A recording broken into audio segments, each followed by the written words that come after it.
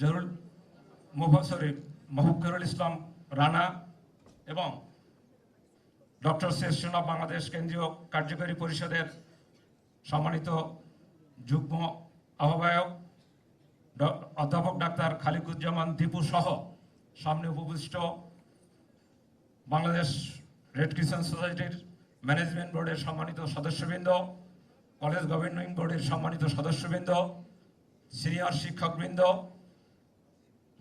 উপবিষ্ট শিক্ষকবৃন্দ, চিকিৎসকবৃন্দ, আসসালামু আলাইকুম। আজকে 23শে জুলাই, ঠিক 37 বছর পূর্বে এমনই একটি দিনে এদেশের মহিয়সী নেত্রী দেশনেত্রী বেগম খালেদা জিয়া 1989 সালে শেরে বাংলা চিকিৎসা মহাবিদ্যালয়ের বাংলাদেশ জাতীয়তাবাদী ছাত্র দলের দ্বিবার্ষিক সম্মেলনে প্রধান অতিথি হিসেবে উপস্থিত থেকে উনি আমাকে বাংলাদেশ জাতীয়তাবাদী ছাত্র দলের দায়িত্ব অর্পণ করেছিলেন। এখানে আমার সহকর্মী যারা আছেন তারা অনেকেই উপস্থিত রয়েছেন, তারা ওই দিনের সাক্ষী। ওই দিন ওনাকে যেভাবে একজন শ্বেত শুভ্র রমণী হিসেবে আমাদের সামনে উপস্থাপিত হতে দেখেছি, ঠিক 37 বছর পূর্বে কাকতালীয় কিনা জানি না, আজকের একই দিনে আমাদের সামনে আরো একজন মহিষী নেত্রী, তারই উত্তরসূরি ডক্টর জুবাইদুর রহমান আজকের এই অনুষ্ঠানে এসে আমাদের এই অনুষ্ঠানকে অনন্য উচ্চতায় নিয়ে গিয়েছেন। আমাদের সকলকে উনি সম্মানিত করেছেন। এই জন্য holy family red crescent medical কলেজের পক্ষ থেকে সর্বস্তরের চিকিৎসক, কর্মকর্তা এবং কর্মচারীদের পক্ষ থেকে ওনার প্রতি অনেক অনেক কৃতজ্ঞতা এবং ধন্যবাদ। আসলে সময় অত্যন্ত সংক্ষিপ্ত, অনেক কথাই বলার ছিল। এই ম্যাডাম সম্পর্কে আমি অনেক কথা শুনেছি, কারণ ম্যাডাম যখন পরীক্ষার সময় যখন উনি হোস্টেলে আসতেন, ওনার অপোজিট দিকেই আমার ওয়াইফ ছিলেন। আমার ওয়াইফও আমার ম্যাডামের পাশাপাশি রুমে অবস্থান করতেন। ম্যাডামের এত গুণকীর্তন যে একটা মানুষ এত গুণের অধিকার কিভাবে হয়, আমার ওয়াইফও মাঝে মাঝে বলতো, আমরা বিস্মিত হতাম। সেদিকেও আমি যেতে চাচ্ছি না। আমি শুধু একটি কথাই বলবো যে সম্মানিত অতিথিবৃন্দ, আমি আজকের আমাদের মেডিকেল কলেজ এবং হাসপাতালের কিছু কথা আপনাদের কাছে তুলে ধরতে চাই। বাংলাদেশ রেড ক্রিসেন্ট সোসাইটির sister concern holy family red crescent medical college, এই মেডিকেল কলেজ এবং হাসপাতালের আর্থমানবতা, দুস্থ গরিবদের সেবা প্রদান করা হয় এবং এখানে কিন্তু ম্যাক্সিমাম রোগীদেরকে আমরা বিনা পয়সায় চিকিৎসা প্রদান করে থাকি। সেই জন্য এরই ধারাবাহিকতায় 1953 সালে সিস্টার ফিলাডেলফিয়া যে গোষ্ঠী, তারা যে এই 75 বছর পূর্বে এই প্রতিষ্ঠানটি পরিচালিত করে আসছিল, তারই ধারাবাহিকতায় আজকে আমরা এখানে উপনীত হয়েছি। মাঝে অনেক চড়াই উতরাই আমাদেরকে পার হতে হয়েছে। আপনারা জানেন যে বিগত 17টি বছর আমরা এখানে যারা অডিয়েন্সে আছি, আমরা কিভাবে এখানে অবস্থান করেছি। আজকের এই চমৎকার অনুষ্ঠানে সে ব্যাপারে আমি আমার বক্তব্য দীর্ঘায়িত করতে চাই না। শুধু একটি কথাই বলবো যে 2009 থেকে 2024 পর্যন্ত হোলি ফ্যামিলি পরিচালনার নিদারুণ ব্যর্থতায় যাদের সমস্ত অঙ্গ কর্দমাক্ত, শত শত রাজনৈতিক নেতাকর্মী হত্যার রক্তে যাদের হাত রক্তাক্ত, অসংখ্য চিকিৎসককে বছরের পর বছর অত্যাচারিত করে যারা চরম স্বেচ্ছাচারিতার পরিচয় দিয়েছিলেন, তাদেরকেই আজকের বাংলার মাটির থেকে উৎখাত হতে হয়েছে। তাদের কার্যক্রমের জন্যই আজকে আমরা যারা নিপীড়িত ছিলাম, তারাই কিন্তু আজকে আমরা এখানে বসে আছি।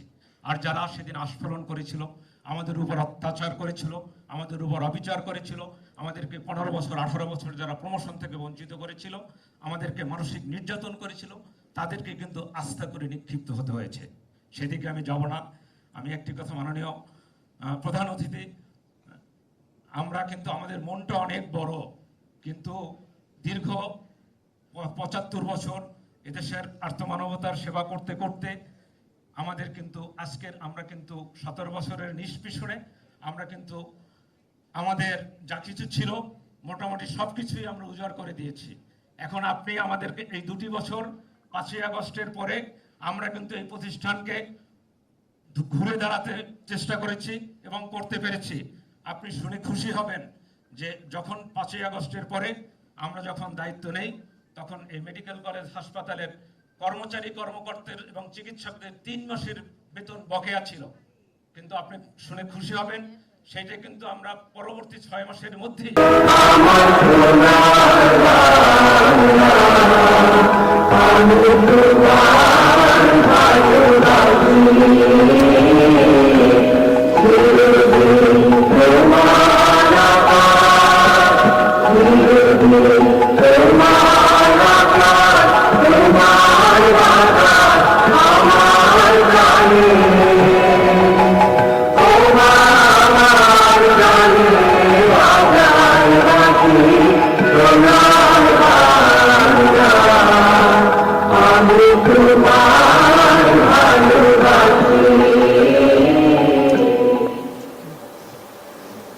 Thank you very much. Requesting all of you to kindly take your seats.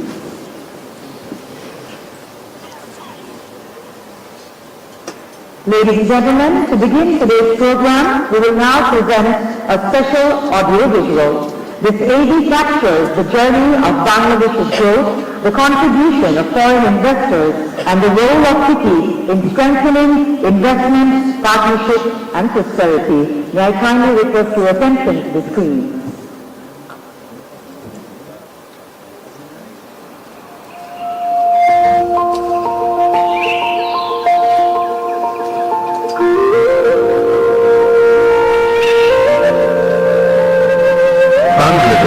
Has always been a land that welcomes the world, a land of rivers, rhythm, resilience, and possibilities. From its natural beauty to the spirit of its people, Bangladesh inspires those who come to discover it. Today, Bangladesh is more than a destination to admire. It is a destination to invest in, a nation moving forward with infrastructure, innovation, industry, and ambition. For decades, FICCI members across 22 sectors have helped drive Bangladesh's growth story. Building industries, creating jobs, strengthening supply chains, introducing global standards, and connecting Bangladesh with international markets. FICCI members represent some of the most committed foreign investors in Bangladesh. Together, they contribute significantly through investment, employment, innovation, exports, technology transfer, revenue generation, and sustainable business practices. Every successful investor carries a story of opportunity, partnership, and growth built in Bangladesh. And when existing investors thrive, they become the strongest advocates for Bangladesh to the world. Progress is never built without challenges. Investors bring not only capital, but also experience, understanding what works, what must improve, and what can unlock the next wave of growth. That is why dialogue matters. When policymakers, regulators, and the investor community come together, ideas become solutions, solutions become confidence, and confidence becomes investment. FICCI stands as a bridge between global investors and Bangladesh's promise, between policy and progress, between today's contribution and tomorrow's opportunity. The future of foreign investment in Bangladesh is not only about capital. It is about jobs, prosperity, innovation, exports, skills, revenue, and shared growth for generations to come. Welcome to FICCI FDI Conference 2026, where experience meets policy, where investors shape possibilities, and where Bangladesh strengthens its place as a future-ready global investment destination. The next chapter of Bangladesh's growth will be built through collaboration, through investors who believe in potential, through industries that create opportunity, through innovation that drives progress, and through partnerships that transform ambition into prosperity. Together, we are not only investing in Bangladesh's future, we are helping build it, enhancing the quality of life of Bangladesh. Thus, FICCI believes, Khabar Age, Bangladesh.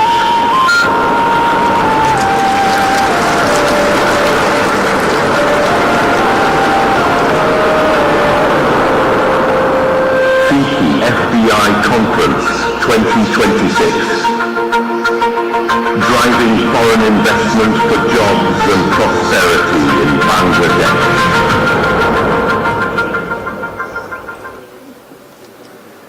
Ladies and gentlemen, it is now my honor to invite Ms. Rupali Hafsaji, President of FICCI and Managing Director of Virgo Media Limited, to deliver the welcome address. With a round of applause, please welcome Ms. Rupali Hafsaji.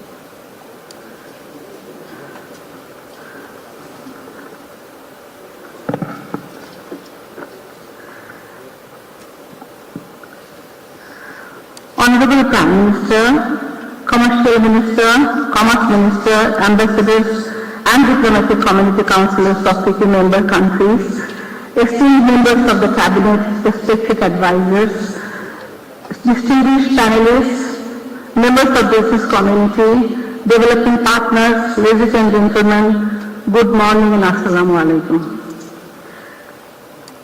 On behalf of Board and members of the Foreign Industry Chamber of Commerce and Industry, it is my great pleasure and honor to welcome Honorable Prime Minister to the AGA conference titled Driving Foreign Investment for Jobs and Prosperity in Bangladesh.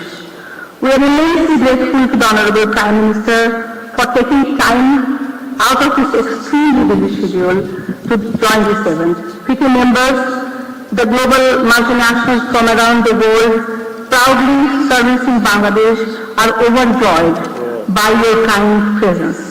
Your gracious presence today sends a signal about your and your government's firm commitment to Bangladesh economic prosperity, private sector load economic growth and foreign investment. Today's gathering takes at a particularly important moment for our country. Over the 5 decades past, Bangladesh has achieved a remarkable economic transformation. Since independence, the economy has expanded approximately $89 billion in 1970 to nearly $500 billion today.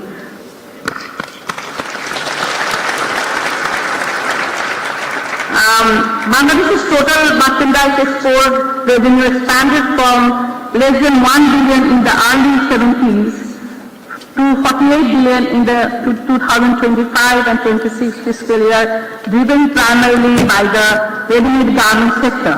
Also, there was an evolution of manufacturing sector, largely focused on import substitute products, creating employment and contributing to the government revenue of 415,000 crore approximately for the fiscal year 2025 and 26. Today, the private sector accounts for approximately 7% 76% of the total investment of the country. In this journey, foreign investors have also played an important role by supporting industrialization, expanding productive capacity, creating employment, strengthening export, and introducing new technologies, skill and management practices. Our local and foreign banking sector also support this expansion. FDI is an essential part not only for the economic growth, but also for employment generation. The government has set an ambitious objective of creating 10 million jobs nationwide, alongside expanding overseas employment opportunities, attracting higher quality FDI into manufacturing, tradable services, digital industries and technology-intensive sectors will be critical to generating quality employment, upgrading workforce skills, fully harnessing Bangladesh's demographic dividend. FICCI has been a committed partner in Bangladesh development journey since 1963. For more than 6 decades, the Chamber has served a bridge between the international business community and the government of Bangladesh. Today, FICCI represents more than 200 members companies from 35 countries operating around 22 categories. Collectively, these companies generated and supported 2.2 million direct and indirect employment opportunities across the country, contribute 30% of the national tax revenue, and have invested billions of dollars in the Bangladesh economy. Imagine only 200 plus companies contributing 30% of the total revenue of the country. These contributions go far beyond financial numbers. FICCI members have helped introduce new technologies, improve management practices, developing skills, strengthen industrial standards, and expand across the quality products and services. Across manufacturing, telecommunication, energy, banking, consumer goods, healthcare, logistics, many other sectors, foreign investors have contributed to Bangladesh's productivity and resilience. The question now before us, how to convert these advantages into a larger, more diversified and more sustainable flow of foreign investment. So we are questioning of scaling up. We are encouraged that new government's economic agenda places strong emphasis on private sector-led growth, investment promotion and industrial modernization, job creation, export diversification and institutional reform. The pro-investment commitments in the government election manifesto provide an important foundation for renewed investors' confidence. At FICCI, we see this is an opportunity to work in close partnership with the government to translate this priority into tangible outcomes. We are committed supporting the government reform agenda through constructive policy dialogue, evidence-based analytics and recommendations, and continued engagement with both public and private sectors to strengthen Bangladesh's investment climate. It is in this spirit of collaboration that FICCI with Policy Exchange Bangladesh as a critical partner, we prepared a report today. The report's central objective is to provide an evidence-based sequence reform roadmap supported by measurable KPIs to strengthen investors' confidence, improve Bangladesh's investment climate, raise the FDI flow from 0.36% to 2.5% of the GDP. At FICCI, we remain committed to working constructively with the government. Our objective not merely to identify constraints of the business environment, but to support practical solutions. Through research and policy dialogue, continuous engagement, we will continue to contribute more transparent, predictable and competitive investment opportunities. The report being launched today is part of that commitment. It provides evidence, regional benchmarks, reform priorities and measurable targets. More importantly, it offers a platform for partnership. The ministerial panel today, I am very thankful to them, will boost honorable ministers and advisors for a conversation on how the government and the policymaker are working to help advance private investment, including foreign direct investment. This is a part of FICCI's effort to stimulate a dialogue on thriving foreign investment for jobs and prosperity in Bangladesh. We are immensely thankful to the Minister's advisors, special assistants for their kind participation at the event and the ministerial panel discussion that will follow in few minutes. The possibilities are significant. Bangladesh can attract greater investment into advanced manufacturing, electronics, pharmaceuticals, agro-processing, logistics, renewable energy, digital services, healthcare, infrastructure, and other emerging sectors. There is also substantial opportunity to deepen investment in existing industry by moving into higher value production, research, design, technology, and regional supply chain. We just simply conducted simple research among our 200 members. What we have seen that in next 2 to 5 years, we are going to invest about $4 billion in expansion or diversification, and we are going to create 1 million jobs. This is pledged to Bangladesh government of to the Bangladesh government. And personally, I take this advantage. My company, Virgo, will actually invest 100 million in Mediterranean natural zone, economic zone. Having said that, Bangladesh currently attracts far less FDI than many of the regional competitors. The country's FDI to GDP ratio remains below 1% and significantly below many Asian other economies. This gap is not due to lack of opportunity. It reflects challenges in the business and investment environment that must now receive sustained attention and require reform. Investors compare Bangladesh not only with its own past, but also with the competing destinations. So what we are trying to say, when people actually think about the destination for the API, Bangladesh is not alone. There are many competing countries. So we have to strong and serve better and give more benefits to the investors so that they are attracted to Bangladesh. So we actually, investors compare Bangladesh, and this assess with quickly approvals, how quickly the approvals are obtained, how efficiently goods move to the ports, how reliably contracts are enforced, how easily profits can be repatriated, whether service industrial land is available, usable, whether the government agencies work in a coordinated manner. Bangladesh possesses many strengths, but it must become easier, faster, and more predictable to invest and operate here. The success of the excellent commitments demonstrated by the policymakers will depend on the implementation of the all the policies. Investors need to see clear timelines, institutional ownership, measurable progress.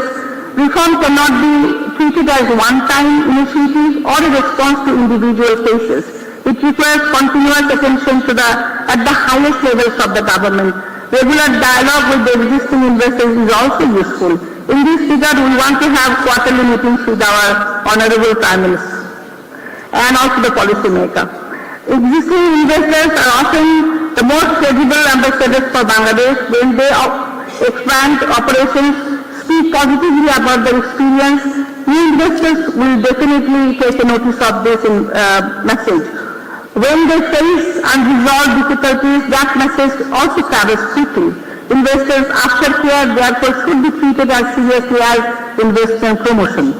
In this regard, I would like to thank our Finance Minister Amir Khosrow Mohammad Chaudhry for actually brilliant budget where the deregulation was emphasized, and also Special Assistant and Mr. Tanvir Beni from bringing about the many important improvements in the capital market regulations. Ladies and gentlemen, Bangladesh stands at a moment of great possibility.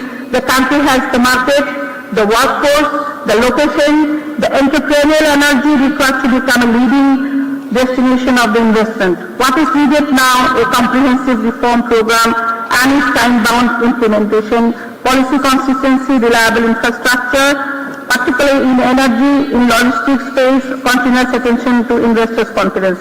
If the government and business work together with urgency and trust, Bangladesh can attract not only more investment, but better investment that creates jobs, transfers technology, exports, and supports long-term prosperity.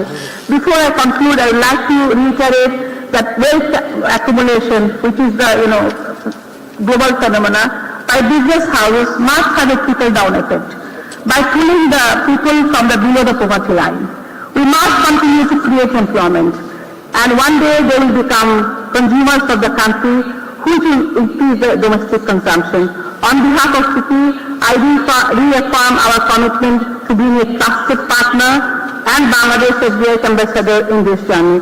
I thank again the Honorable Prime Minister, Ministers, government officials, private sector representatives, our distinguished guests, CP members, and all those who contributed to this report and conference. Thank you all. Thank you very much.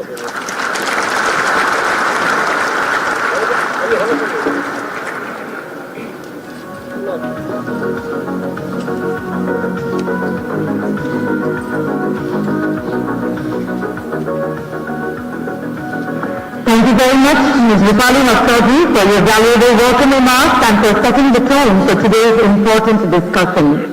Ladies and gentlemen, we will now move to the key segment of today's conference, the presentation of key findings from the CP FDI report. And to present the findings, may I invite Dr. Masroor Riaz, Chairman and Founder of Policy Exchange Bangladesh, to please come up on stage. With a round of applause, please welcome Dr. Masroor Riaz.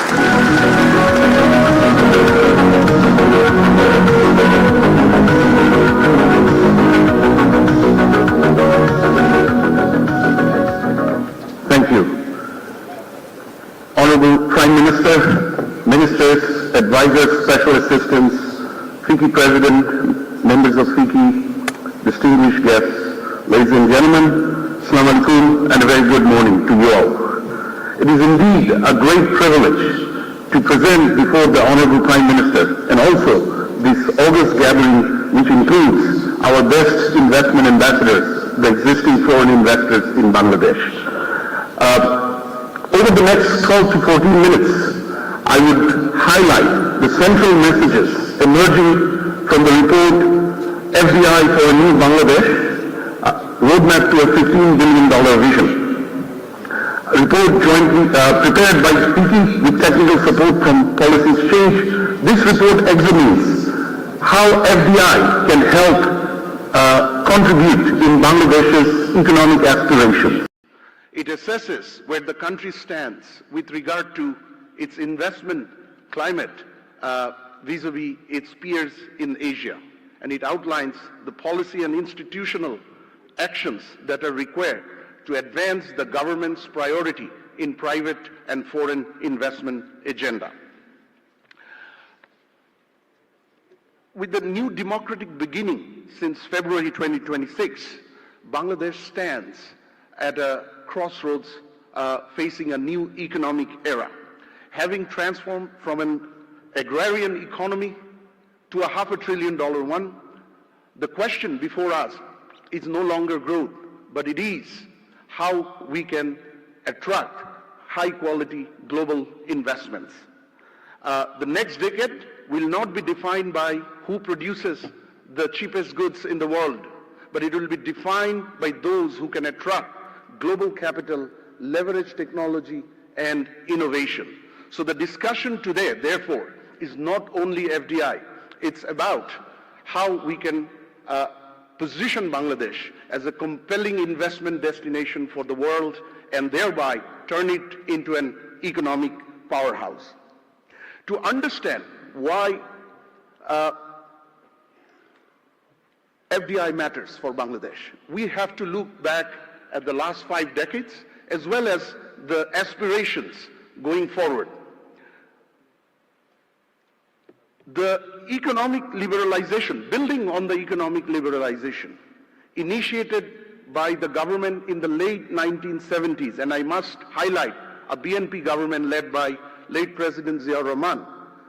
Building on that economic opening, Bangladesh made remarkable development journey where private sector dynamism and increasing integration to global markets played the most crucial role. From the path to becoming the second largest ready-made garment exporter in the world, to the connectivity and telecom boom initiated in early 90s, to power and energy infrastructure expansion, FDI played an instrumental role in mobilizing capital, technology, access to new foreign markets, infrastructure, and most importantly, high-quality jobs. The global evidence is also very clear. FDI is instrumental in transforming many economies by creating industries, exports, and jobs. Countries such as Vietnam, Thailand, Malaysia, Costa Rica, they all demonstrate how strategic investment can help transform an entire economy. From economic transformation, where we see 1/3 of China's industrial GDP comes from FDI, Vietnam's 2025 export, $475 billion, 70% of that came from foreign invested enterprises. FDI around the world has also played a role in helping countries developing new sectors, something that Bangladesh must critically do now. Diversify its economy into new sectors, diversify its exports into new sectors. Thailand and Vietnam stands as great example. A $7 billion cumulative investment by Toyota has helped turn Thailand into the Detroit of Asia, in the automotive sector. A mammoth $23 billion cumulative investment by Samsung in Vietnam has turned this country now as one of the largest, most vibrant electrical and electronics sector in the world. Technology transfer, a $300 million investment by Intel in the late 90s, now enables Costa Rica to get 60% of their export from very high value technology and medical technology exports. The FDI agenda is not complete without telling the jobs story. And jobs, something which is at the heart of this government's, the new government's economic priorities, something the Honorable Prime Minister, the Honorable Advisor Dr. Mahdi Amin, and many of you are working very tirelessly to develop. FDI is a great catalyst for high quality jobs, just not any jobs. Vietnam's FDI into the electronic sector created 1.3 million quality jobs. The Thailand FDI in automotive sector, for every one job created in the by the FDI, 3.5 more jobs were created in the local economy. In South Asia, in India, we see between a 50 to 100% wage premium for workers and staff who work in FDI invested countries. Going forward, this becomes even more critical. A number of growth drivers of Bangladesh are increasingly under pressure and generating diminishing returns. The macroeconomy needs the support of greater export and foreign exchange in order for Bangladesh to meet the increasing demand for energy and industrial raw material imports. Private investment, the single most important catalyst for economic prosperity, has come down to a decade low, to 21.5%. Ready-made garments, which made us the proud second largest exporter in the world, also is exposing certain risks. For 13th year in a row, it occupies more than 80% share in our export basket. Sluggish job growth, again, something central to current government's economic agenda, manifested through high youth unemployment. All these make the FDI agenda far more critical than ever before going forward in order for Bangladesh to move to its next economic journey. The FDI agenda can also help.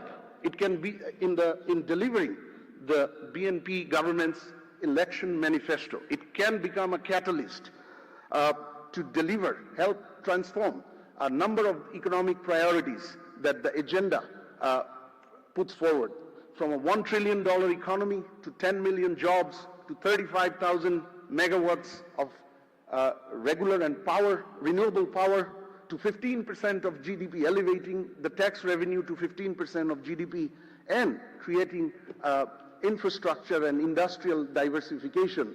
FDI is central, and that makes the manifesto's target of elevating FDI to 2.5% of GDP an absolutely timely and right target for the time. Now, where do we stand today? We have done well, benefiting from FDI in the 5 decades, since late 70s, 4.5 decades. We need it more than ever before. But let's take a look where we stand today and where we stand vis-a-vis our Asian peers. Bangladesh offers a number of strengths with regard to an investment destination. It possesses many attributes that the global investors seek: market scale, strategic location, dynamic workforce, a growing consumer market, a young, dynamic workforce. Global investors value this quite strongly, and this places Bangladesh in a strong position vis-a-vis the fundamentals in comparison to many emerging economies. But the big question is, are we able to convert these advantages into benefits? I think that is where expectation doesn't match the reality, or reality doesn't match the expectation, or the achievement doesn't match the potential. Bangladesh in 2025 has generated $1.7 billion of FDI, but at the same year, Indonesia did more than 21 billion, Vietnam more than 20 billion, and a smaller economy, Cambodia, did more than $5 billion. The FDI performance does not also commensurate with our economic strength or the growth of the economy. For Bangladesh, the FDI to GDP ratio stands at around 0.3%. For Vietnam, it's more than 4%. For India and Pakistan, it's around 0.7%. And this performance comes at a time when geopolitics is fast reshaping the global trade and investment landscape. According to UNCTAD, 76% of the global enterprises feel that geopolitics will be the most important determinant for their FDI decisions going forward, more than economic slowdown or growth, more than climate agenda, and so on. And the geopolitics-led opportunities and risks are aplenty. We see China's U.S. import from China going down, and at the same time, U.S. import from Vietnam going up. We also see the trade policy risks around the world in 2025 has gone up by 7.5 times, 750% in comparison to 2020. And this is important for Bangladesh, as Bangladesh will have to continue leverage the power of global markets. East Asia, which is seen as a miracle in economic growth in the last couple of decades, is now seeing dwindling share of FDI, 12% drop in year 2025. Now, what is holding us back? We have the strengths, we have the clear needs and opportunities through the global shifts as well. But what holds us back are two groups of factors. The first factor, which I feel is the most important one, is the competitiveness gap or competitiveness differential between Bangladesh vis-a-vis our peer economies in South Asia as well as in the East Asia. FDI is a competition. FDI is highly competitive. Investors compare countries and their efficiency for investment framework. They don't compare intention or intents. So increasingly, they are looking for efficiency, predictability, and confidence. And that's where several competitiveness measures indicates that Bangladesh has major room for improvement on the logistics and the trade side. If we look at the Container Port Performance Index by S&P and the World Bank, our Chattogram port stands at 356th. Indonesia's Tanjung Priok is 103rd. Vietnam's Haiphong is 30th, and India's Mundra is 25th. If we look at the Logistics Performance Index, which looks at border clearance, customs regulation, logistics infrastructure, we are ranked 88th, far behind our competing countries. And OECD trade facilitation indicators, which look at complexity, documents, time, cost of trade, our scores are 50% on an average lower than our peer economies. Market and regulatory environment, slightly dated, but it stands as a good reference point worldwide. The Global Competitiveness Index by World Economic Forum, 104th Bangladesh. And we can see how our peer economies, competing economies are stacked. The Be Ready, the Business Ready by the World Bank, which is replacing the Doing Business, the globally famous Doing Business ranking. Our scores in the regulatory framework or regulatory environment is about 20% lower than our competing economies. Capabilities and innovation, economic complexity index, which looks at how well countries can diversify its production of goods and services. We are ranked 122nd, and all our peer economies who are competing for the same dollar of FDI that we are stacked way above us. So if we have, the report makes an assessment across 6 categories of investment climate parameters: trade, logistics and trade facilitation, investor protection and regulatory governance, trade integration and FTA, free trade agreement networks, incentives and tax regimes. Bangladesh, as you see, have got at least 5 areas to move from weak category to gradually strong category. And our competitor, Vietnam, for example, is showing 5 greens or 5 strongs as against our 5 weak points. Now, there are issues in the local investment climate as well. Energy. Madam President from FICCI mentioned that 1100 MMCF per day gas supply needs to improve in order for industry, power and small businesses to get the necessary energy. 32% non-performing loan, less than 10% of market cap in the capital market deprives Bangladesh from the growth capital that is required. Logistics tax, high effective tax incident. It is a great gesture by the government in the last budget approved in June. It has given a 5-year predictability, something investors around this room and around the country have been asking for, but we still have very complex and high tax incidents on investors. 23 agencies, 150 services. BIDA is making effort to integrate. However, there remains many more, which creates red tape opportunities. Now, how do we move towards the $15 billion vision? Bangladesh's constraints are well understood and increasingly actionable. Removing these barriers possess one of the greatest opportunities of time for Bangladesh to move along the economic ladder. And what is good is that all of these improvements that we have just seen are completely within our control. All Bangladesh needs to do is be more systematic, strategic, and be driven by structured processes, vision, and policies. So we have a number of investment climate improvement efforts, deregulation efforts, but what will be good in line with other countries who have done that, Malaysia, Brunei, Thailand, Vietnam, put together systematic reform, monitoring, coordination, and implementation measures.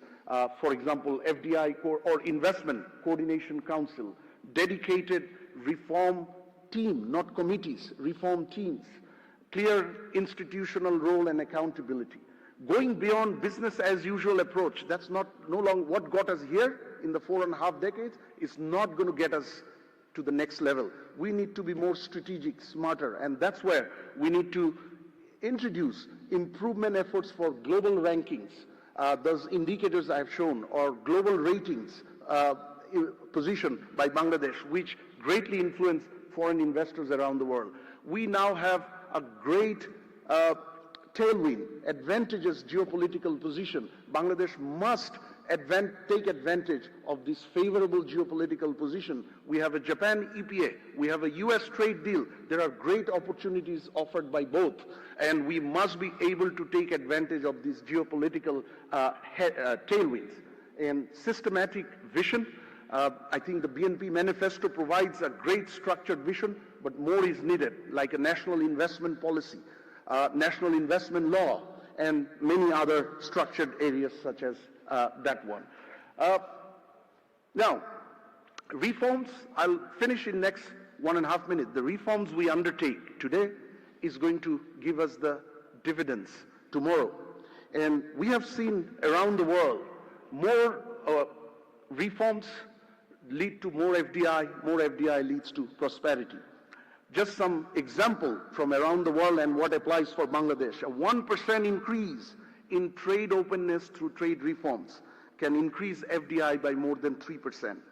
A 5% reduction in Bangladesh of tax burden on investors and foreign investors can increase FDI by more than 16%. And a 1% increase in FDI can help increase employment by 3%. Now, Bangladesh has repeatedly demonstrated that when bold vision and political ownership that we have today is matched by continued structured reforms, great achievements follow.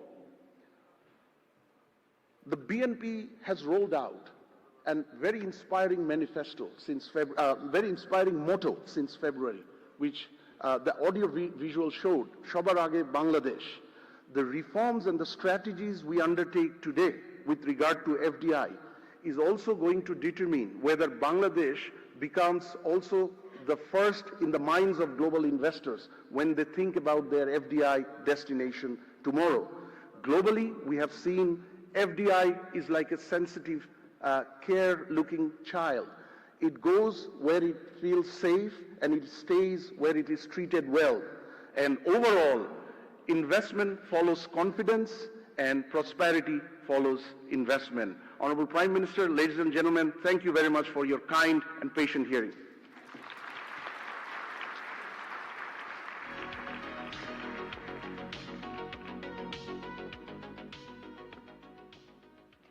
Thank you very much, Dr. Mashur Riaz, for that insightful presentation and for highlighting the key findings from the FDI report. The report clearly opens an important space for dialogue on how Bangladesh can further strengthen its investment ecosystem and competitiveness. Ladies and gentlemen, we will now proceed to the ministerial plenary session. For this important plenary session, may I now invite our distinguished panelists and moderator to kindly come on stage and take their seats.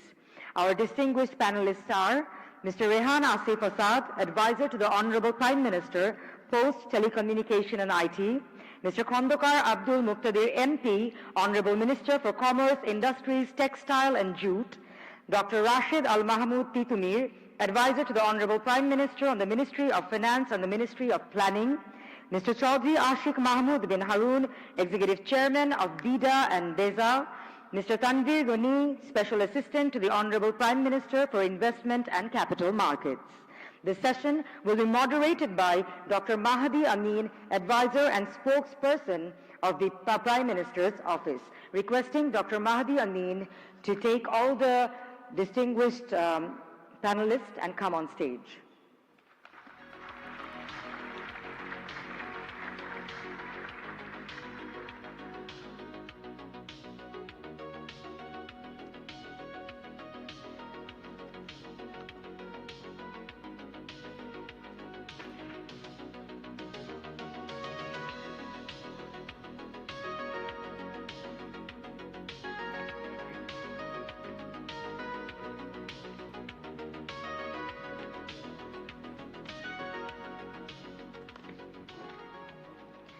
Thank you, distinguished panelists and moderator. Ladies and gentlemen, this ministerial plenary session will focus on the policy priorities, investment realities, and collaborative actions required to create a stronger, more predictable, and more competitive investment climate in Bangladesh.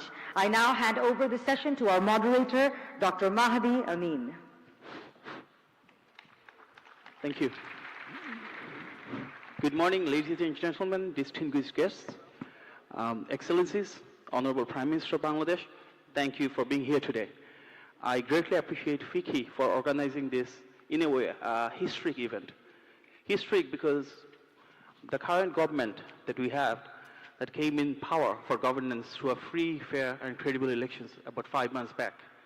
And our Honorable Prime Minister, among his busy schedule, has come here to meet the foreign investors, and the foreign investors themselves have showcased the excellence, the global best practices, and their investment portfolio through him this morning.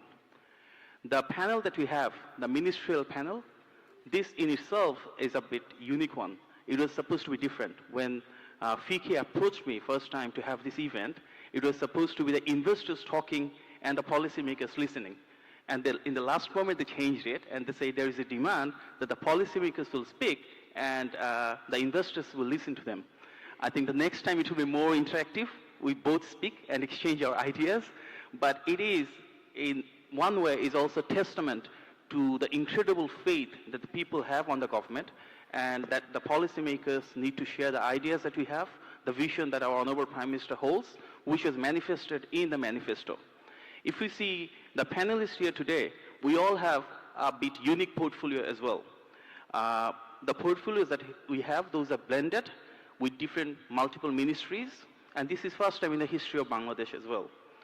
The reason why Honorable Prime Minister has made these portfolios according to this line is to make sure the decision-making procedure that's more streamlined, right from policy formulation to the grassroots execution, those are done faster, in a transparent way, and there is less conflict of interest, and that the ministries work together, aligning with the manifesto commitments. We have seen that in result, which was transpired in many ways in the last 5 months, including the first budget, which is pro-people, pro-business, pro-investment, and which has tried to uphold and reflect the will of the people, the aspirations of the grassroots. Today, the 5 panelists that we have, they also represent multiple ministries and working together shoulder to shoulder to ensure a Bangladesh that is built together through equality, fairness and justice. As we understand, the Honorable Prime Minister has an underlying principle in terms of taking the country forward. We want for the investors to build an ecosystem that will empower people to create jobs, that will create an ecosystem where the cost of doing business will go down, where the ease of doing business will go up. And towards that journey, let me ask some questions to our fellow panelists. Of course, I had some documents, but I had preferred rather to have an open conversation. If I ask our Honorable Commerce, Industries, Jute and Textiles Minister, who is having 3 portfolios, those are interrelated, but of course having distinct areas of functioning. So Honorable Minister, may I ask you please, what is the main agenda and policy framework you have to increase foreign direct investment in Bangladesh? Are there any particular areas that you want to promote? And what are the policies that will attract investors to invest in Bangladesh as opposed to the competing countries? Thank you, Honorable Advisor. I'm a little bit uncomfortable because Mashurias gave a huge presentation and most of the columns on the red under the Bangladesh was marked by the red color. I feel a little bit hostage in front of a very distinguished audience. We have assumed the responsibility under the leadership of our Prime Minister, who is sitting right here. We have admitted these challenges, accepted these challenges.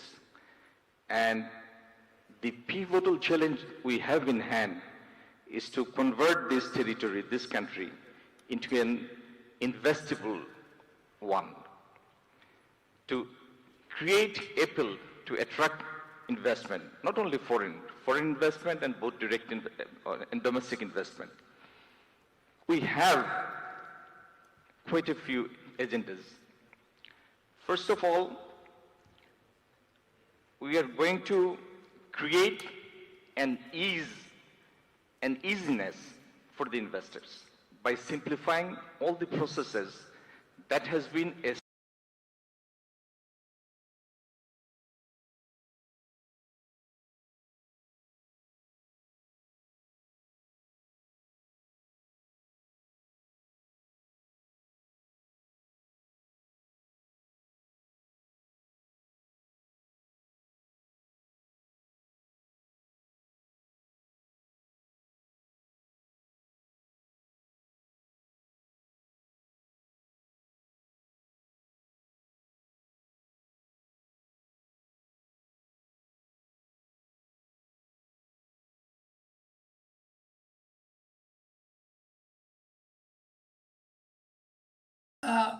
আমার কলিগদের সাথে, আমাদের কর্মচারী, কর্মকর্তা, সেবিকা, এদের প্রত্যেকের সাথে are very good relation and I pass lot of time.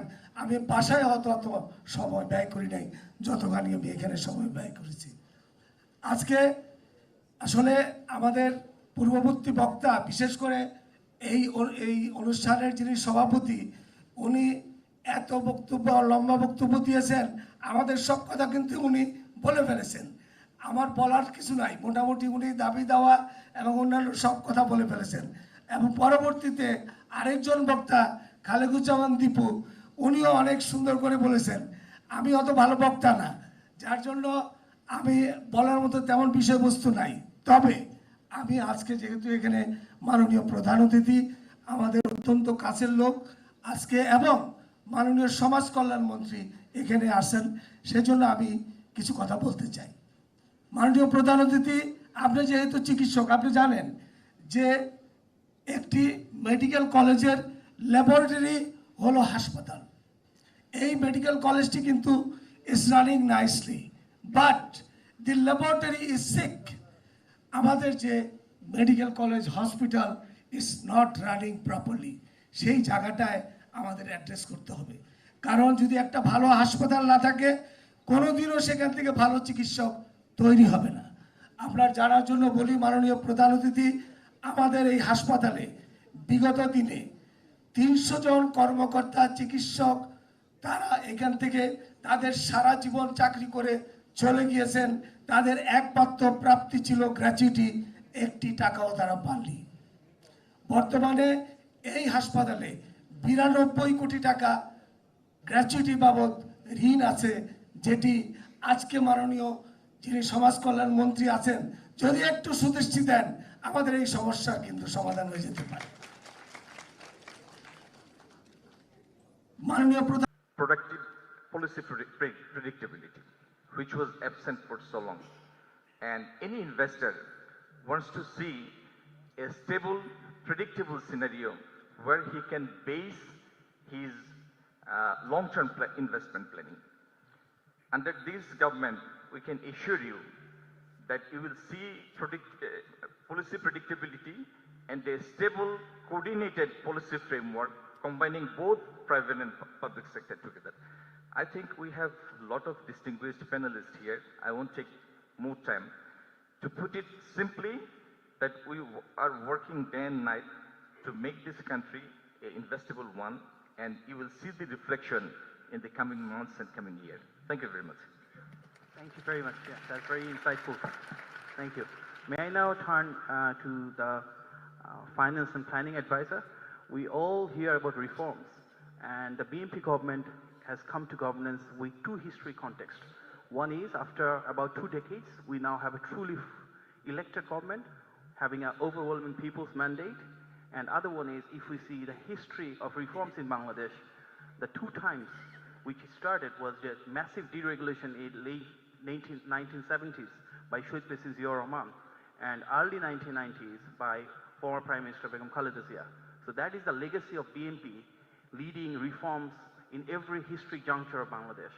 Now again, after taking the governance and being in office, there is massive expectations of reforms. And as we know, the reforms was clearly outlined in the BNP's manifesto as well. So built upon that foundation, as we move ahead, I would ask the Honorable Advisor, how can we coordinate among different ministries in terms of financial sector reforms, and what are the major reforms in the banking sector in particular? And also, we have seen a budget which has been appreciated quite a bit, because for the first time we have seen the commodity prices for major day-to-day commodities has gone down significantly. And we heard that Honorable Prime Minister, from his underlying principle, gave an instruction that all the day-to-day goods price should reduce through taxation implication, and that we should promote business and create policies that will facilitate private sector growth. So I would just ask our Honorable Advisor if there was any underlying conversations that he had with the Honorable Prime Minister in terms of making a pro-people, pro-investment budget. Thank you. Thank you, Mr. Moderator, Advisor. Honorable Prime Minister, distinguished guests, and fellow panelists. Let's ask the question where the presenter ends, which is decades-low private investment, and why it would be a matter of the past. Because he was mentioning this has been continuing, but what and where are we going? What is the economic agenda that would lead to a transformative change? And as you all are aware of it, your investment advisors provides you a list. Does Bangladesh fit that list and earn a tick mark? The first question any investor would ask, predictability. Do we have that? Yes, we have that. If you really look at our national budget, taxes are announced for 5 years. So there is no kind of unpredictability on fiscal measures. The second question an investor would ask, how about risk? And this has been hesitating in the minds of the investor for decades, more than 17 years. That can we go there? And why is it low, 0.3% of GDP? And why it would go up to 3.5% of GDP? The answer is that Bangladesh now provides a stable environment, a stable business climate. The third question normally an investor would ask, what is known in media, the red tapeism? Do I need to go from door to door to secure permission? The answer to this question is that if you really look at deregulation and look at the deregulations, it reduces time, it unleashes energy, it shows you a path. The fourth question an investor would ask, do we have plan to ensure energy security and connectivity? And everyone knows that you can't have an energy secured environment when we have inherited a fragile economy. But look at the signals, look at the signs. We are heading towards energy security. The fifth question an investor would ask, how do I ensure that there is a regulatory environment that ensures capital repartition? Look at the rules, look at the regulations, these are there. So why these are there? That is the moot question that we have to ask. Because it requires a vision. It requires a transformative pathway. It requires a clearly articulated roadmap. And our Honorable Prime Minister has given that. Perhaps he enjoys the highest approval rating one could imagine in the world. What could be the most predictable, stable indicator like that?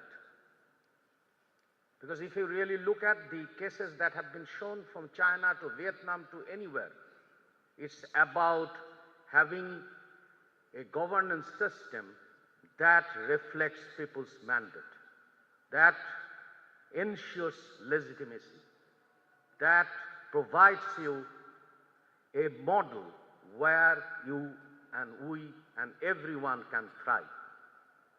And this is what we have.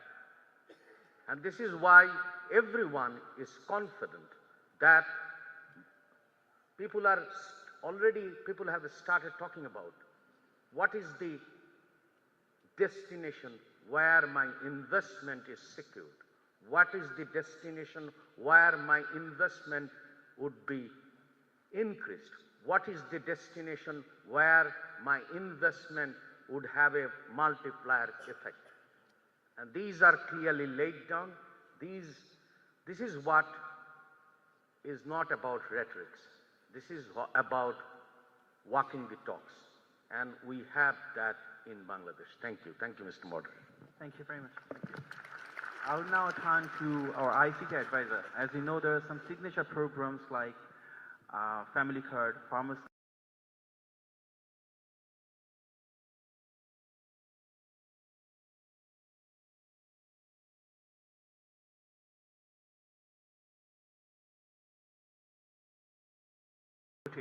So how do you see the role of foreign technological companies, whether Bangladesh can become one of the leading IT hubs, at least regionally, and whether the huge demographic dividend that we have, the large number of young people, are they ready to be employed by global multinationals when they come here in Bangladesh?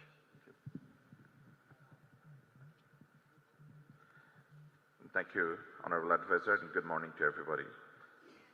You asked a question what's very critical, not just for our country, but globally. And I'll give you a three-part answer. Number one, that the world is currently embarked on fourth industrial revolution. The fourth industrial revolution is, the heart of it is connectivity and AI. And this is not just in our country, any country in the world. When we think of what is the next 20 to 30 years look like for the fourth industrial revolution, it's really critical to understand the connectivity, AI, and cybersecurity. I will start with policy. Then I'll talk about the infrastructure, and then we'll talk about our execution. When this government formed in February, we as a country did not have data protection law, cybersecurity law, Telecom Act. In first 60 days, this government has passed Personal Data Protection Law, National Data Governance Law, Cybersecurity Law, and Telecom Act 2026. Because when we talk about foreign investment, when we talk about competing with the world, any foreign investor will first want to understand what is your law, what is your policy, what is your guideline. We not only did that, but we also worked, like I see a lot of people, foreign dignitaries to the foreign investor, to local partners. We worked with every possible stakeholder to make sure that we are not only developing a law and guideline which is just appropriate for our country, we worked with everybody that it's right for our country, it's right globally, and there was a lot of time and effort spent, and a lot of people in the audience has given us feedback, so I really want to appreciate all of your feedback, and we have our foundational base, those laws and policies. There are a lot of more work to be done. We are currently working on AI policy. We are working on cybersecurity policy. We formed a new cybersecurity agencies, but those work already has started, and it's a journey, and we are committed to continue this journey. The second, I would highlight that where we started from. Connectivity is the heart and soul of today's modern technology world. We are 9th largest country when it comes to mobile connectivity from a subscriber point of view. But we are 93rd country when it comes to mobile quality, service, capability.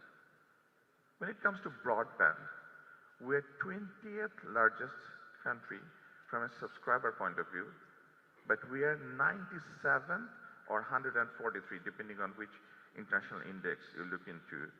So when it comes to subscriber, we are top 20 country in the world. But when it comes to quality of services, we are the bottom 10th percentile in the world.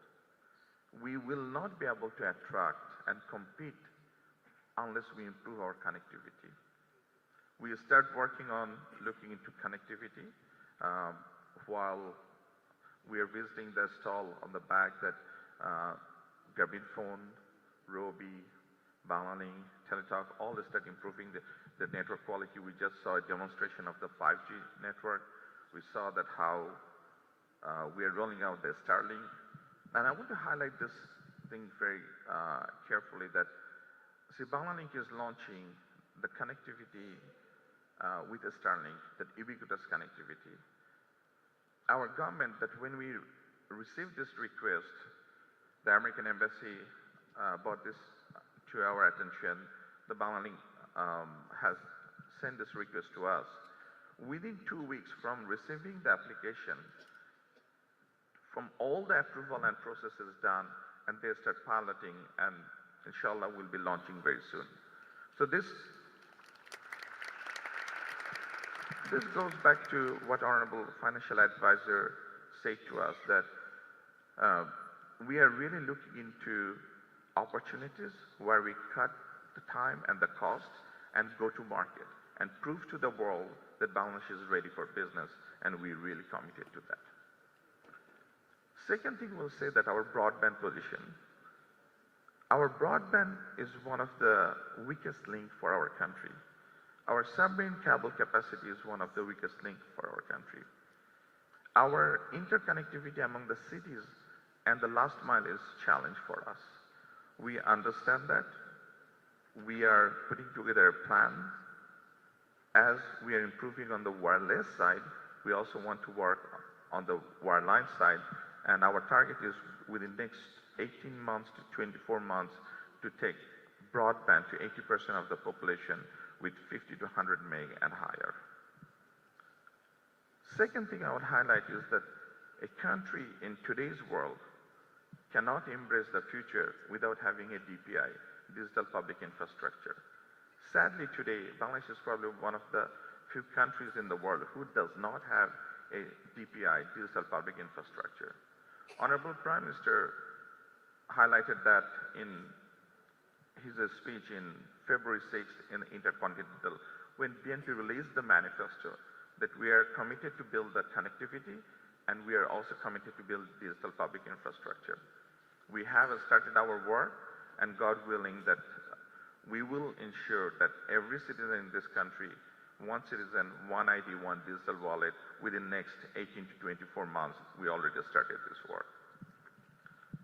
The last part, I want to highlight that one of the fundamental challenges what we faced when I sit down with a lot of industry player, and when I was seeing Mashroor Bhai's presentation, I was thinking that on Sunday night, Mashroor Bhai and his team were sitting in ICT Ministry not too far from here, and we are talking about investment in the data sector, and one of the fundamental challenges that if you look into the tax rate in Bangladesh in IT and telecom sector, it's one of the highest tax rates in the world. For telecom companies, the tax rate is around 51%. For IT sector, the tax rate is around 25, 27%. During the budget, we worked tirelessly to receive all your feedback, and the credit goes to the Honorable Prime Minister and the Finance Minister. We had a lot of draconian tax rate in the technology sector, which we are trying to clear out and reduce and be competitive in the world. Just as an example, we had a SIM tax rate, 300 taka per connection, and the government was generating 1,200 crore per year from SIM tax. Yes, it hurts the government revenue, but based on all of your feedback, we have eliminated completely all SIM tax.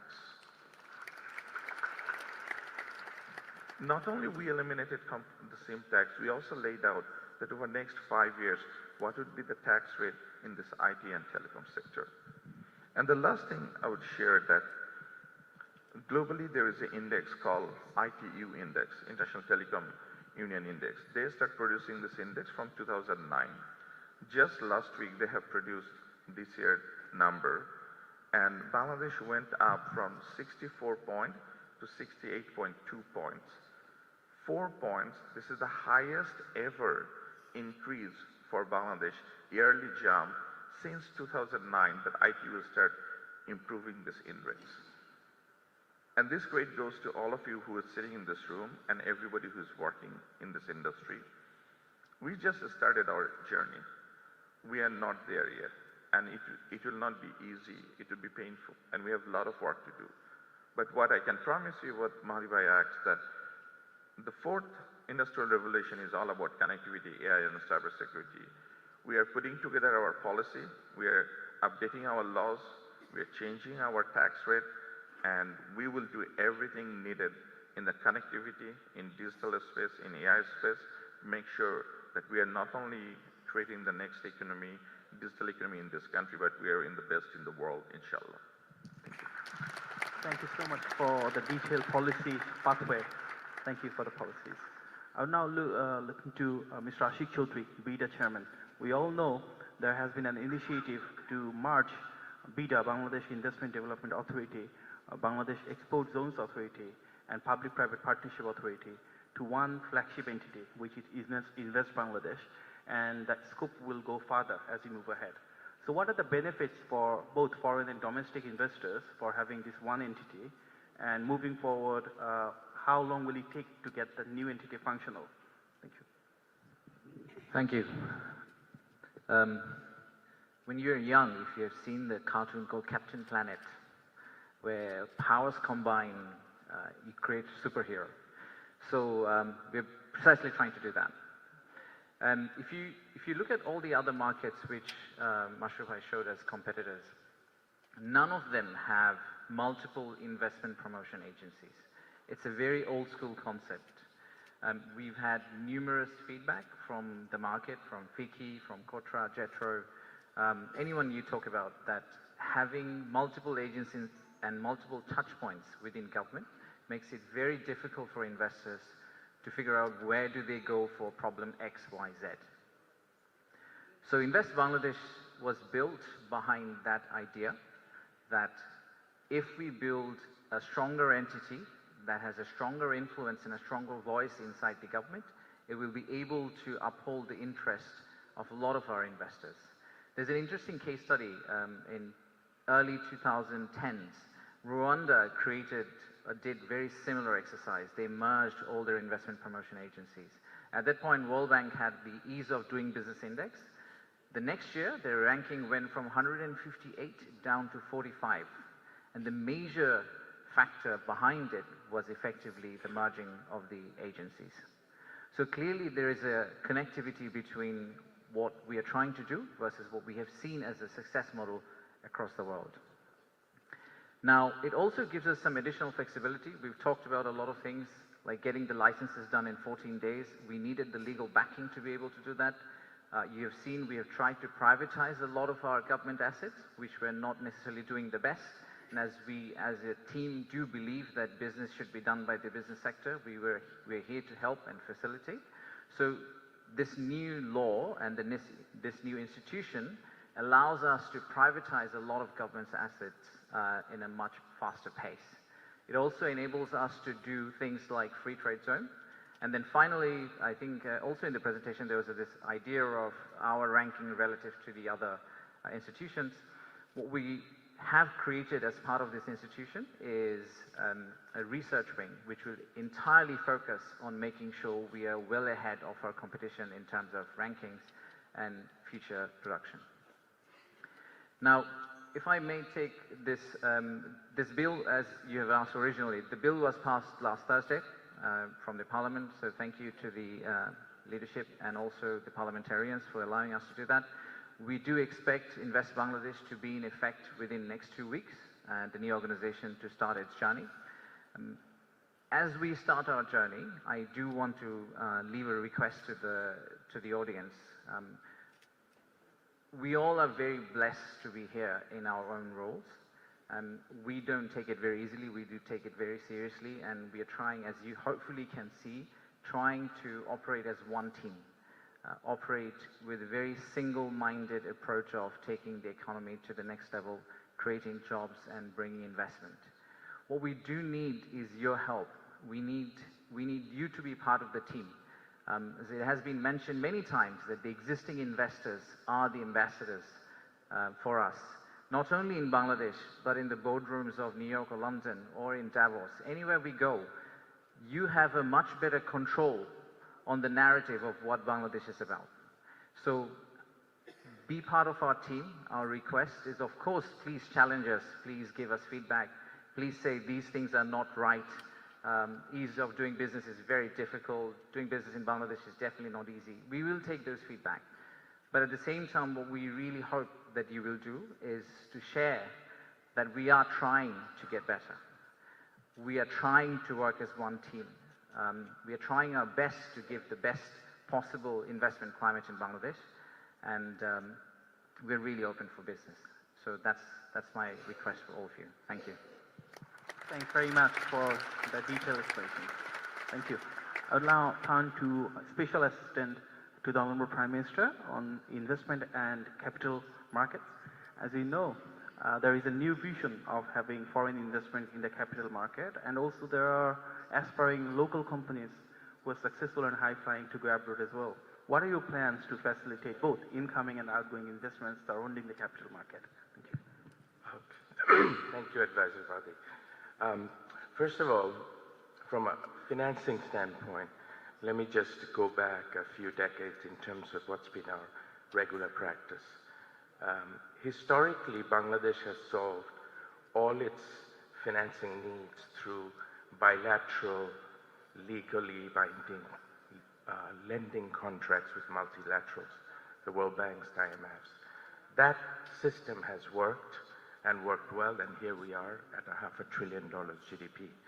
But from here to a $1 trillion GDP, we will have to expand the scope of our financing needs and avenues. And that generally means going into the international capital markets, domestic capital markets. There's a ridiculously large size of pools of private capital that is hundreds and hundreds of times larger than the banks we have been managing thus far. So the objective of this administration is to open up these new channels. So it could be international dollar bonds in New York. It could be an equity-only Hong Kong-based fund. It could be panda bonds. It could be domestic bond issuance, equity issuance, but all of them with one intent: to help finance private sector companies in Bangladesh. And in the cases of the state-owned enterprises that Ashik has been working so hard, this pool of capital abroad, they are so comfortable looking at SOEs that go into the private market. This is a tried and tested model all over Asia. So the key for us will be to obtain alternative sources of capital and then make sure that capital is able to reach our shores, and we have the right taxation structures, right Bangladesh Bank repatriation structures, and I believe we should be able to bring in multifold of capital in this country going forward. If you just look at the last 6 weeks, since the new Securities Exchange Commission has been put in place, just 6 weeks, market has stabilized. It's up just below 11%, trading and daily trading volume, which is purely directly related to tax revenue. That trading volume has gone from 700 crore per day to 1,500 crore per day in about 6 weeks. So I joke with our finance minister that we will do our part in making sure that the funding gap is provided by the markets, so we don't have to go back to the lenders as much. Thank you. Thank you for the very helpful information. I will now just go one round of concluding remarks, just open-ended. Anything that you want to share with the potential and existing investors, Honorable Commerce and Industries Minister, please. Short round, you said, right? So I'll finish in a minute. The question is, do we have any other option other than the investment? No. The simple answer is no.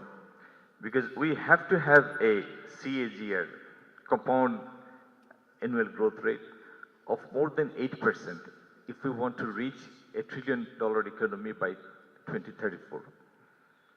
And in order to reach that landmark, that target, we have to have a very efficient market. That means our ECOR has to be improved significantly. Right at the moment, if we take the average of our last 10 years, our incremental capital output ratio is 5.5%. So we need to significantly increase the private sector investment, which has been hovering around 21.5% last year, to at least 33-34%. And the public sector investment may be increased another 2 or 2.5 points.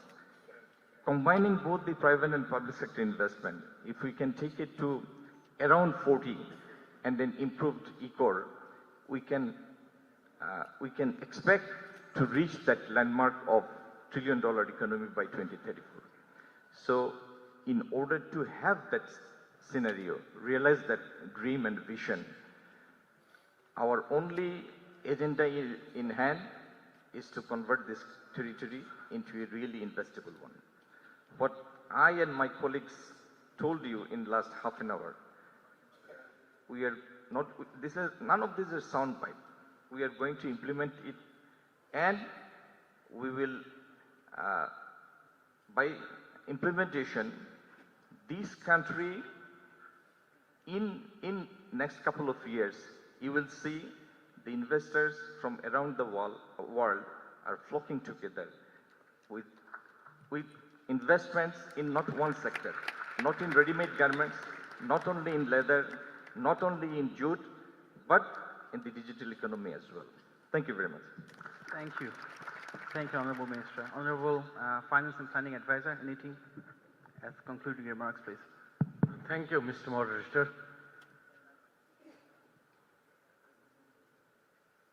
We are, as we all expect, that we are to reach 2034, in 2034, $1 trillion economy.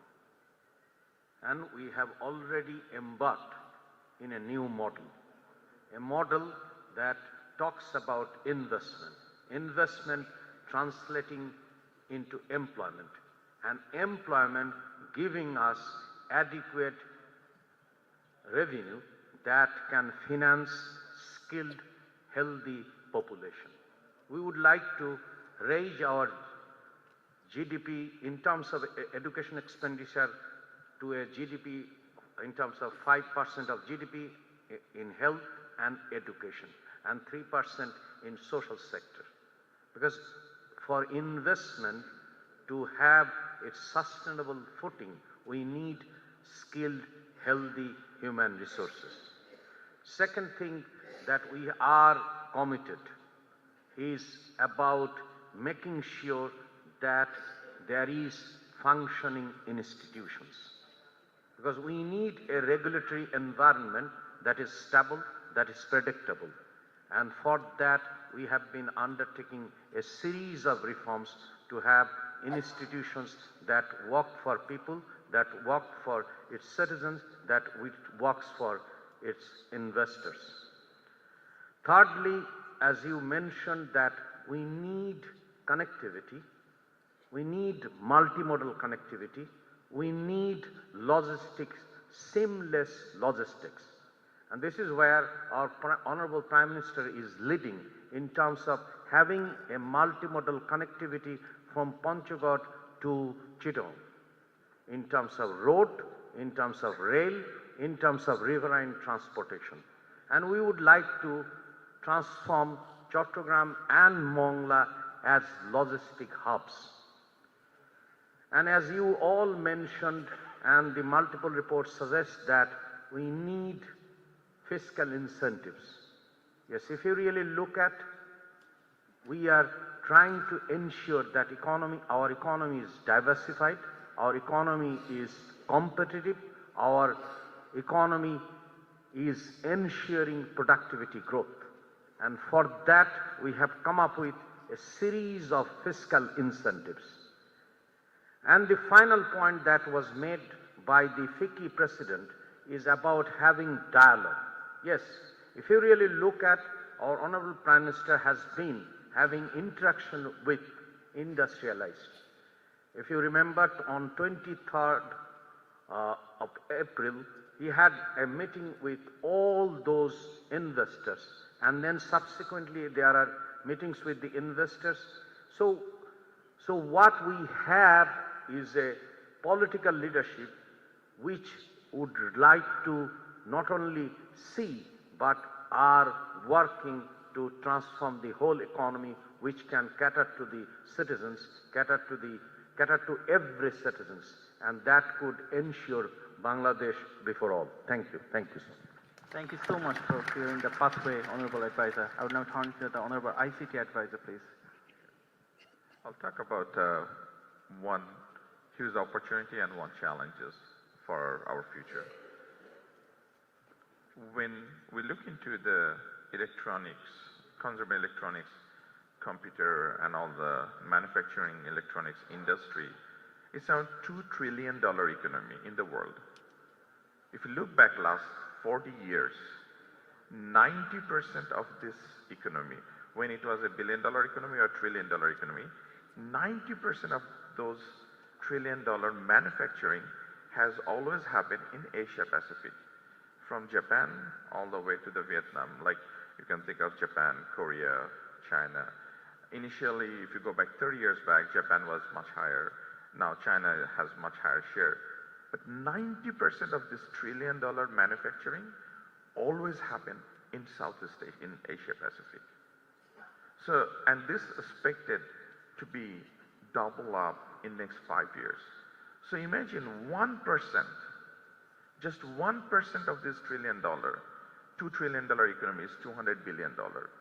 And why I see as opportunity, in 2015, Vietnam earned $1 billion from electrical and electronics industry. $1 billion. You saw it in Mashur presentation. Vietnam now earns more than $200 billion. In 10 years, from $1 billion to $200 billion. If a country like Vietnam can go from $1 billion to $200 billion, there is no reason why our country cannot achieve that. So just in this sector, this is a multi-billion-dollar opportunity, and I fundamentally believe that working together, we can achieve that. The challenges I see is our skilled forces to achieve that. What I mean by that, we need people who would be AI capable. We need people who would know the cybersecurity.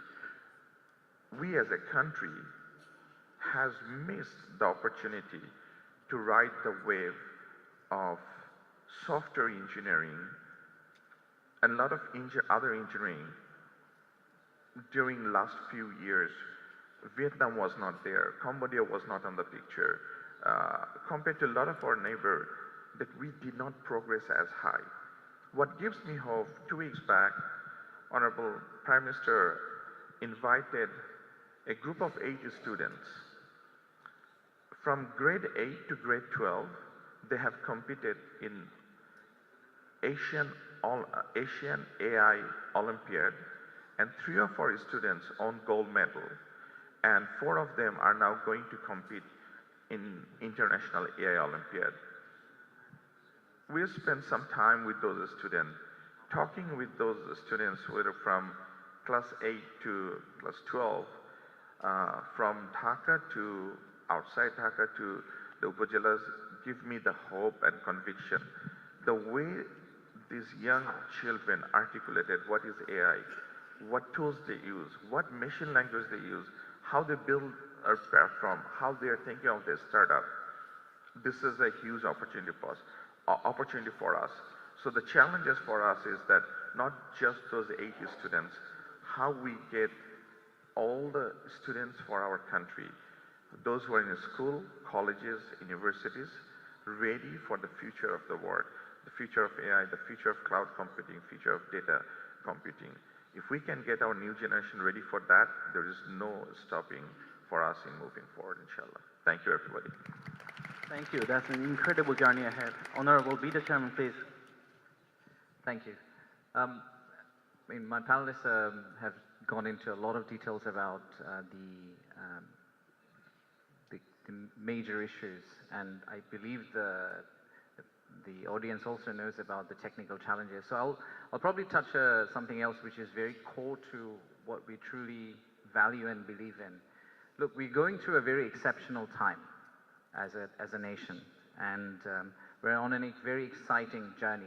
We genuinely believe we are on it. There's something very unique about Bangladesh, which I'm sure you all know, that it's such a young country that every impact you make changes thousands and thousands of people's lives today and possibly in the future. Now, this unique opportunity doesn't necessarily land on us if we just ask for it. We are very blessed and honored to have this opportunity to change this country at this point in time. And what we do believe is if we get it right, then when we grow old, we are able to show our grandchildren that, look, we lived through a time when we entirely changed the outfit of this country.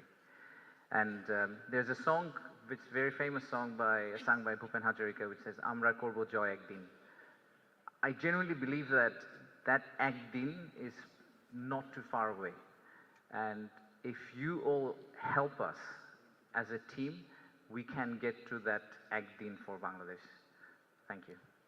Thank you. We look forward to creating that legacy together. Honorable Special Assistant for the Capital Markets, please. Thank you, Madhuri. So I'll just expand on the financial markets a little more because there are some highlights that's worth of mentioning. The global financial market, surprisingly, is a closed-door world. They tend to just stay within themselves. But countries like ours, we have to tap into that world. And once you tap in, there is just billions and trillions of dollars available for countries like ours. So the question for us will be, are we ready, legally ready, emotionally ready? I often sense at the central bank, or even the Ministry of Finance, some reservations about this new world. So collectively, we're working together to make sure that we're all on the same page, we all have the same intent, and we're all protecting the country while bringing in enormous amounts of FDI. That's the challenge for us, but that's the opportunity for us. Thank you. Thank you so much. Thank you very much, Sunil. As we look ahead with this sentiment of togetherness, I thank you all. It's very clear from the plenary and the five panelists that the new government that has taken office is clear that there are underlying challenges built over the last many, many years. But we take a pragmatic and logical approach where we see every challenge as an opportunity to thrive and build the nation together, an opportunity to solve the problems, an opportunity to create jobs, and an opportunity to support business with policy facilitation. Every one of you here, you have a story of success, a story of resilience, and a story of building this nation together. We, as an elected government, with the support of the people, want to have this cohesion and want to have a series of dialogues and consultations where the aspirations of the businesses, both local and international, will be transferred into how we formulate policies and how we implement it nationwide. Many of the foreign investors here, in your own respective countries, you represent Bangladesh, you represent the aspirations of our people, and you circulate the Made in Bangladesh slogan. So we believe in you as the brand ambassador of Bangladesh in your respective countries, and will do everything possible, as our panelists have said, under the leadership of our visionary Prime Minister, who has articulated and given the policy guideline where it has to be facilitating towards businesses, towards entrepreneurs, towards industries for Bangladesh, which promote jobs, which promotes commerce, which promotes trade, which promotes investment. And for that journey, we want to work together. We want to build the country for inclusion, for togetherness, and for a notion where there will be more fairness and justice as well. I thank you all, and having this opportunity from Fiki of taking this moderator role after many, many years. But thank you so much for this opportunity. I appreciate it.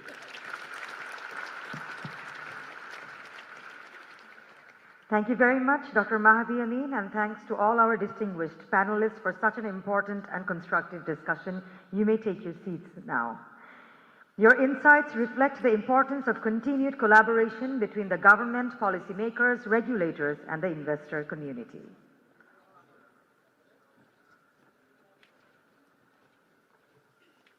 Ladies and gentlemen, we will now take 2 minutes to rearrange the stage.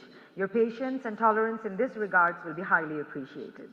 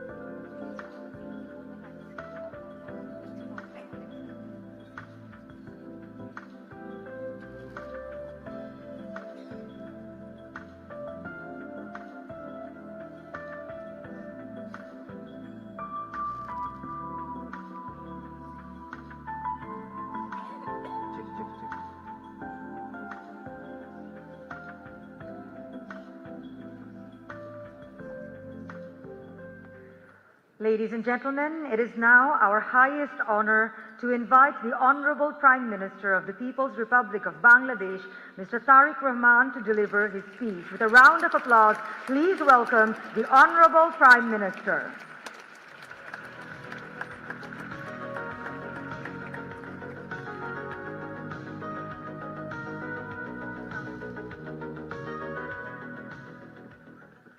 Please have your seats.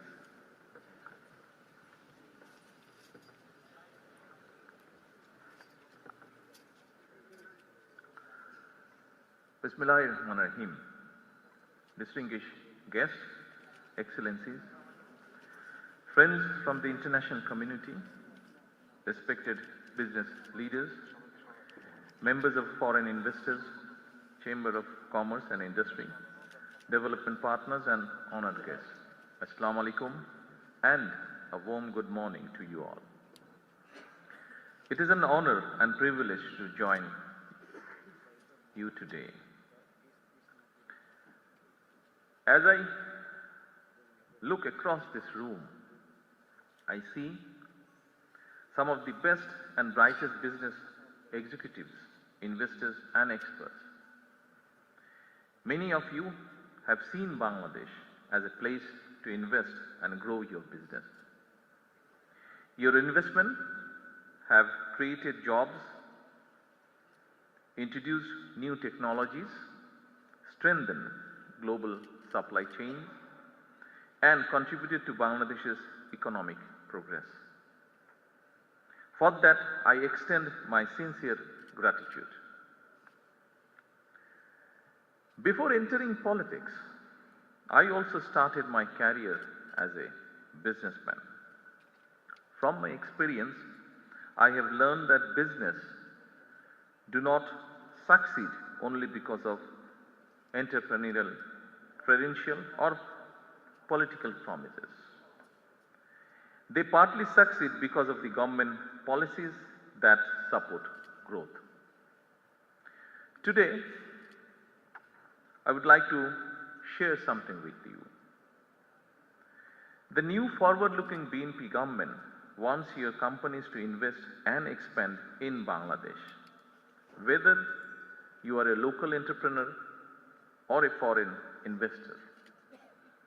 When you invest in Bangladesh, our government will invest in you through our time, support and policies.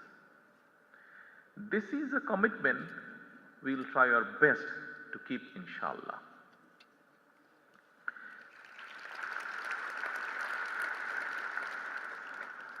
Ladies and gentlemen, Bangladesh has many challenges, but it also has remarkable strengths. We have a large and fast-growing domestic market, a young and hard-working population, a strategic location, and an elected government with overwhelming public support. Together, these strengths position Bangladesh for sustained prosperity. Our vision is to build a rules-based, globally connected, private sector-driven economy. Our election manifesto provides a clear roadmap for economic transformation. We invite you not only to invest in Bangladesh, but also to become partner in delivering that vision. Our government has completed 5 months in office, but our policy preparation began long before the election. We listened to investors, entrepreneurs, business associations, economists, development partners, and business leaders. Their message was clear. Bangladesh needs stronger legal protection for investment, modern regulatory framework, simpler tax system, easier profit repatriation, deeper capital market, and better infrastructure, of course. Dear investors, we listened carefully, and now we are acting accordingly. We are modernizing our legal and regulatory framework, strengthening investor protection, improving dispute resolution, simplifying tax and VAT administration, and making it easier to repatriate profits. We are also developing a stronger capital market, encouraging startups, reducing unnecessary regulation, cutting red tape, simplifying government procedures, and digitizing public services. At the same time, we are improving ports, logistics, infrastructure, and energy security, while encouraging greater investment in renewable energy. Our government is determined to build a $1 trillion economy by 2034. Our first budget provides targeted incentives for priority sectors, including renewable energy, pharmaceuticals, electronics, digital services, agro-processing, advanced textile, healthcare, and logistics. We are positioning Bangladesh as a manufacturing hub, expanding and diversifying our ready-made garment industry, and investing in the skills, know-how, and technologies needed for human capital development. Ladies and gentlemen, Bangladesh's future depends not only on attracting investment, but also on building lasting partnership. I invite every business leaders in this room to become part of that future. Together, we can build an economy that is stronger, equitable, and inclusive. I welcome all of you to invest and flourish in Bangladesh. Let us grow together, create jobs, and shape Bangladesh. Let us become partners in building a prosperous and globally connected Bangladesh. Thank you very much, and I wish you all the very best in our collective journey ahead. Thank you. Have a good day.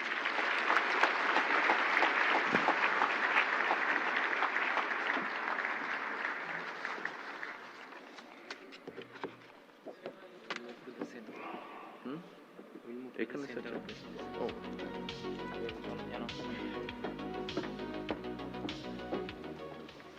Thank you very much, Honorable Prime Minister, for your inspiring words and valuable guidance, requesting you to please remain on stage.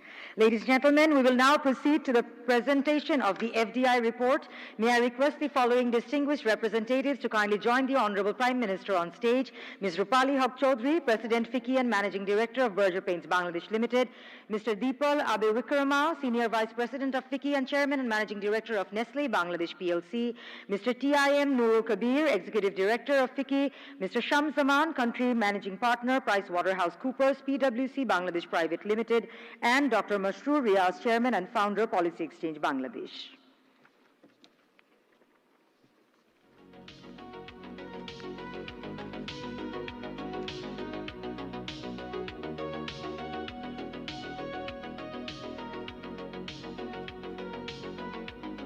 Ladies and gentlemen, I now request the distinguished representative to present the FDI report to the Honorable Prime Minister.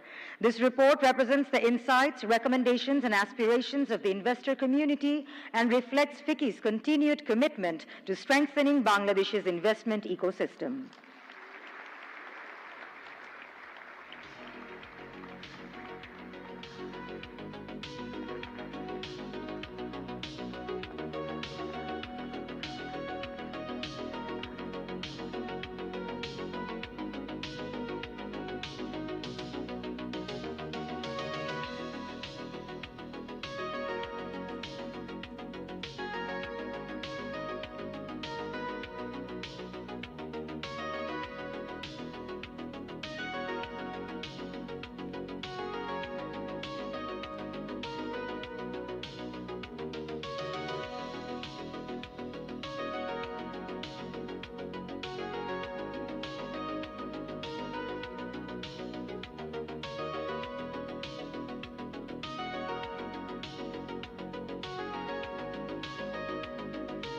Thank you very much. Requesting distinguished individuals to remain on stage, and I'd like to request Mr. Shams Zaman and Dr. Masroor Riaz to take their seats.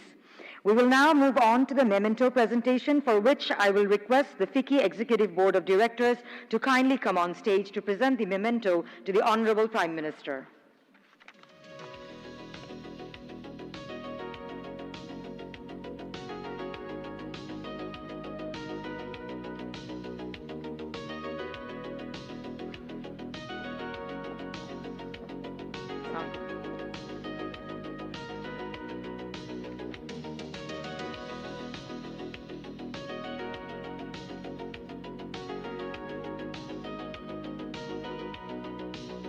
We will now have the memento presentation to the Honorable Prime Minister by the FICCI Board of Directors. This special memento is a token of gratitude and respect from FICCI, symbolizing partnership, progress, and shared commitment towards Bangladesh's future.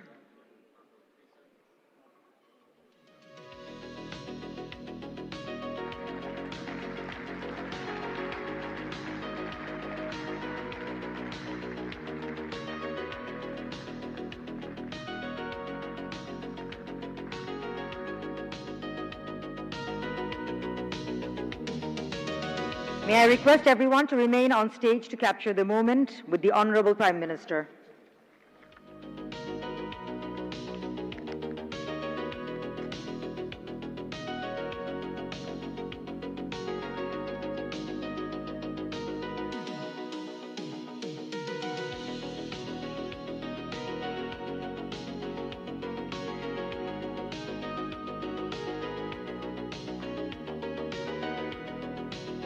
Requesting distinguished individuals and our Honorable Prime Minister to remain on stage so that we can capture this moment.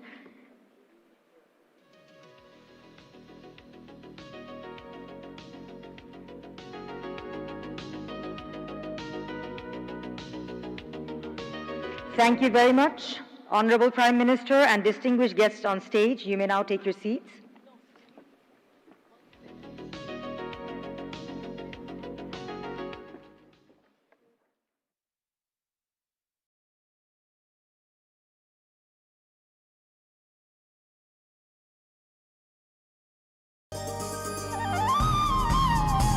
যিনি রাইদা আনান রহমান তিনি প্রস্তুত থাকবেন অনিরুদ্ধ দেবনাথ তার পুরস্কার গ্রহণ করলেন এখন যাচ্ছেন রাইদা আনান রহমান যিনি চিত্রাঙ্কন প্রতিযোগিতায় প্রথম স্থান অধিকার করেছেন।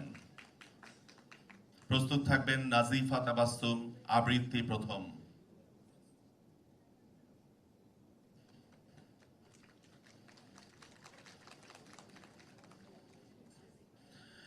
এরপর যাচ্ছেন আবৃত্তিতে যিনি প্রথম হয়েছেন নাজিফা তাবাসসুম।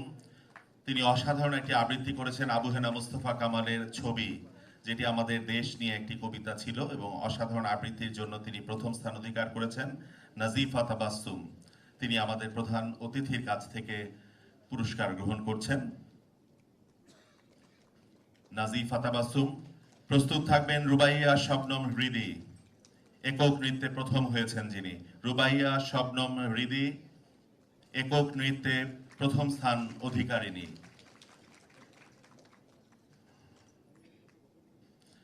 রুবাইয়া শবনম হৃদি প্রধান অতিথির কাছ থেকে নৃত্যে একক প্রথম হওয়ার গৌরব অর্জন করায় পুরস্কার গ্রহণ করছেন। প্রস্তুত থাকবেন ফাহমিদা আহমেদ, অভিনয় একক প্রথম স্থান অধিকারিণী।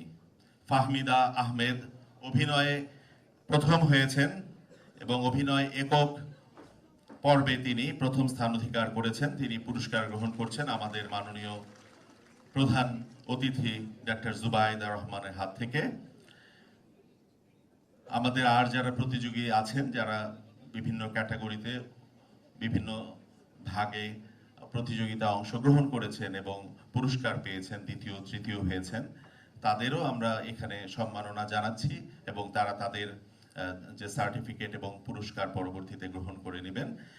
আমরা আমাদের এই সম্মাননা প্রদান এবং পুরস্কার বিতরণ এখানে আপাতত সমাপ্ত ঘোষণা করছি এবং এরপরে আমরা একটু বিরতিতে যাব আমাদের প্রধান অতিথি এবং বিশেষ অতিথিবৃন্দকে নিয়ে চা পানের বিরতিতে, এবং এরপরে আমরা আবার আমাদের সাংস্কৃতিক অনুষ্ঠানে ফিরে আসবো এবং আমরা আশা রাখছি আমাদের প্রধান অতিথি আমাদের সাংস্কৃতিক অনুষ্ঠান উপভোগ করবেন এবং আপনি এই কোমলমতি শিশুরা, আপনার কাছে বলতে গেলে এরা শিশু, এই শিক্ষার্থীরা যে কত ভালো করেছে তাদের বিভিন্ন পর্বে, গানে, আবৃত্তিতে, অভিনয়ে, তার কিছু ঝলক হয়তো আপনি দেখার সুযোগ পাবেন।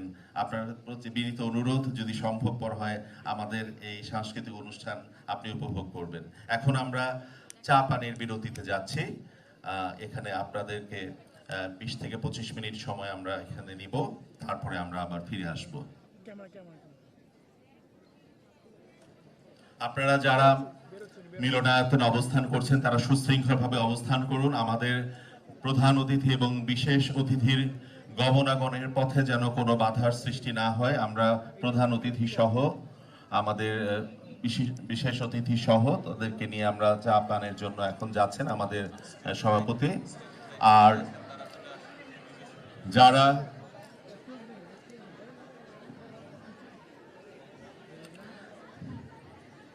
যারা স্টেজের কাজের সাথে যুক্ত আছেন তারা দয়া করে স্টেজটাকে আমাদের সাংস্কৃতিক কার্যক্রম পরিচালনার জন্য উপযোগী